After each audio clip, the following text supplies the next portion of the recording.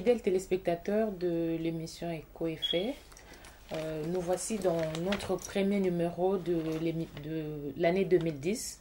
Nous avons le plaisir de recevoir le prophète Miesi, qui va nous parler aujourd'hui de beaucoup de choses. Bonsoir, prophète. Ouais, bonsoir, merci. Prophète, nous avons vraiment un plaisir de recevoir l'émission. Tu as vu que tu es en Angola, tu es en Sala, tu es en Irlande. Tu profiter pour tout ça dans notre émission. Tu as parlé sur biographie. Pour banda qui ndenge sala que appel na yo ezaki ndenge nini to bandi na biographie parce que prophète aza marié aza na bana tout.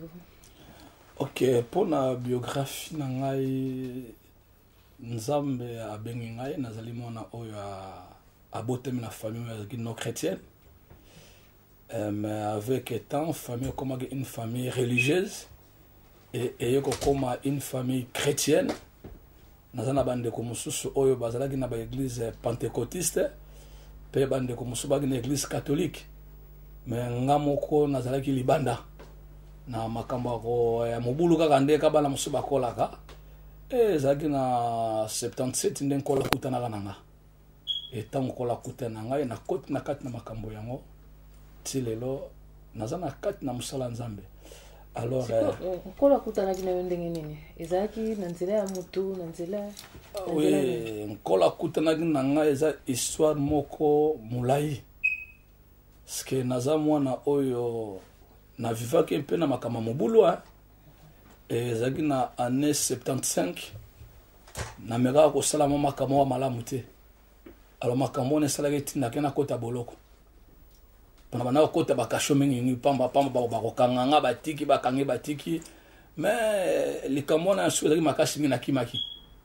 Alors tango na kimi na kenanga na Angola ponga na botami na Kinshasa na kona Kinshasa, mais maman papa ba bangolais. Alors nazaki toujours na likansike un jour na kenanga na Angola ala nzela ba biyo mawana esali kena Angola na vani na guerrilla pendant 2 ans na souffrir na ndenga moketu babiko ko souffrir nazo kata ba témoignage on a seba souffrance wana quelque part babak la nga malade wa pasula mutu et nous kola nga mingi. Alors l'air na yeko na toyeko kima ba guerre tobimi na bitumba na komi na Kinshasa. Bon maman na nga bisenga kalika moko nengo za na miezi fo bongo la motema bana osambela pour se resembelité okufa. Bon pour nga na mona ki yango za nga ya koleka nengo wana. Mais liloba wana banda ko lananga toujours boso bongo limotema te ko kufa na ke na toilette na ke na makamuna nga na vanda na sala boyo liloba zo lananga. Alors ezaka na tumoko na lali nazomona pinda ke funa kufa nazomona ba mystique ba nini nazo comprendre que na kufa nazomona liwa mystique ezali ndenge nazomona de Land Rover ya ba Caracas ezaki na batute na kati ezaka kozwangaye. Siko yoza na don ya prophétie, toza un prophète ou na kati ministère à prophétie. OK, merci beaucoup. Nga naza prophète. Ya don ya prophétie. Nga naza prophète na kati na les 5 ministères. Donc j'ai le ministère prophétique. Pendant que naza na ministère prophétique, automatiquement don ya prophétie. Eza lié na ministère na ngai. Mais si vous commencez ndeni nzambe ko loba azoloba aibi que muto ko interpréter message wana zate, mais il a préféré à loba en langue a dit muto à parler en langue alors que muto ko interpréter wana zate ti le message ti kala ndengo moi te que peuple les a édifié. Alors maintenant celui qui a les dons de discernement des esprits, si c'est Dieu vraiment qui avait parlé ou bien c'était ses propres pensées, parce que milorona sika ya solo eza ya roko sape eza. Mais pour yeba yango, il faut que muto la discernement, il y a discernement des esprits.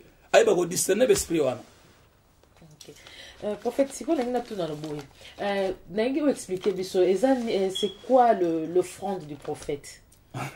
L'offrande du prophète c'est biblique. Mais sauf que dans le 21e siècle est-ce que vous pouvez dire un verset sur le bel offrande biblique? Comme tu nous sais, maman, tu es devant un théologien, quelqu'un qui a quand même l'expérience de la parole. Là, on peut savoir verset, on a tout de suite. C'est biblique. Mais ce n'est pas une loi pour les hommes de Dieu. Prophète, merci pour la réponse.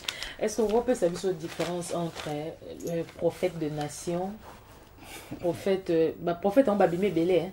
Prophète des nations, Moussou Alobi Aza, prophète de la patrie. Moussou prophète à domicile. Moussou prophète familial. Babimie Belé. Prophète international. Babimie Belé maman. Si quoi, on a une différence nango. Différence nango zani, les prophètes des nations, prophète international, prophète de la patrie na. Eza et lui moi Belé na évité la différence nango zani. Bon, nous en tant que prophète. Nous sommes en tant que prophète, en tant que ministre de Dieu pour le moment. Nous sommes en hérésie. Hérésie.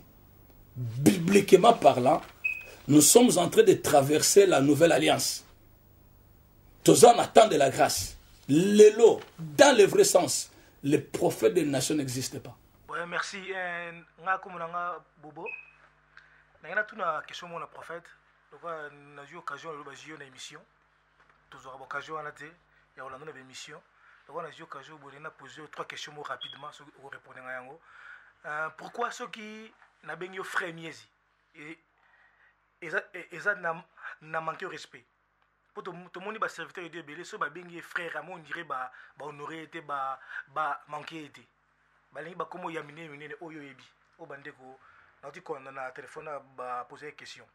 Deuxième question, Zali, pourquoi les faux serviteurs, ceux qui ont fait des bêtises, se cachent dans un verset, ne touchez pas à mes points. Troisième question, Zali, pourquoi tant que bon de la biso? Pourquoi tant que bon de la biso? Vous avez toujours une tendance à tirer biso de quoi? Est-ce que tu as bien de quoi? Tu es en état debout dans la délivrance? Non! Tant on assemble là, il y a des temps. Ceux qui ont eu conviction, ou bien révélation ensemble, j'ai dit, le Seigneur me dit qu'il y a 10 personnes qui vont tomber, vont recevoir les miracles, ou bien quelque chose. Moi, je suis devant, dans le podium, je déclare, les gens vont commencer à tomber à cascade. Et c'est alors, on va ni ne sale go kwea mais yemu tabanda go expliquer et loko ni ne sala kiki akwea mais soko nazo simba nazo tindika mais ngamoko na certitude da onction za kati na ngaite pe na certitude na ministère zamba pesi ngaite na ko yebisa moto simba ngai tango simbi ngai oko kwea pe ezala ba démonstration belé auto salaka mais ekoko ma pas une doctrine eza une doctrine te guérison, miracle, répatance, et on a dit la recoyate. Mais si il y a un vent impétueux, on Nzambalinga Salai touche peuple, bon, bah, tu vas quoi, il y a d'une manière et d'autre. Mais des amabe, kotindika. Tika mutakoya sous l'onction et la puissance du Saint-Esprit, mais non parce que yotindiki.